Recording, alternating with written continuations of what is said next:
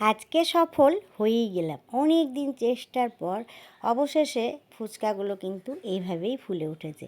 অনেক দিন আমি চেষ্টা করেছি, তো সব কিছু ঠিক হতো, আলু মাখাও ঠিক হতো, জলটাও ঠিক হতো ফুচকার, কিন্তু এইটাই হতো না যে ফুচকাগুলো ফুলতো না। হয়তো 10টার মধ্যে 3টে ফুলতো, বাকিগুলো আর ফুলতো না। তো অবশেষে কিন্তু এইবারে দেখছি সব ফুচকাগুলো এত সুন্দরভাবে ফুলেছে, আর প্রত্যেকটাই ফুচকা একদম মুচমুচে হয়েছিল। অবশ্য আগে ইউটিউবটা ভালো করে দেখে নিয়েছিলাম, অনেকগুলো ফুচকা দেখে নিয়ে তারপরে একটা ফুচকা মানে ওইখান থেকে দেখলাম যে এইটা হয়তো সঠিক হবে, তো সেইভাবেই আমি আজকে ফুচকাটা বানিয়েছি। তো অবশেষে সাকসেস, যে প্রত্যেকটা ফুচকা ফুলেছে আর একদম কুরকুরে মুচমুচে হয়েছে।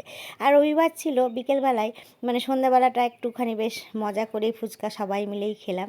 আমার পাশেই কিন্তু আমার মা বসে আছে, আমি সবাইকে ফুচকা ভরে ভরে দিচ্ছিলাম, আর সবাই খুব মানে মজা করেই খাচ্ছিল। আর খুব টেস্টি হয়েছিল, মানে বাজারের কেনার থেকেও মনে হচ্ছে ঘরেরটা বেশি সুন্দর। তো একবার ট্রাই করে তোমরাও দেখতে পারো। হয়তো অনেকের এই প্রবলেমটাই হয়, ফুচকাটা ঠিকমতো ফোলে না, তো চেষ্টা করলে সবই হয়।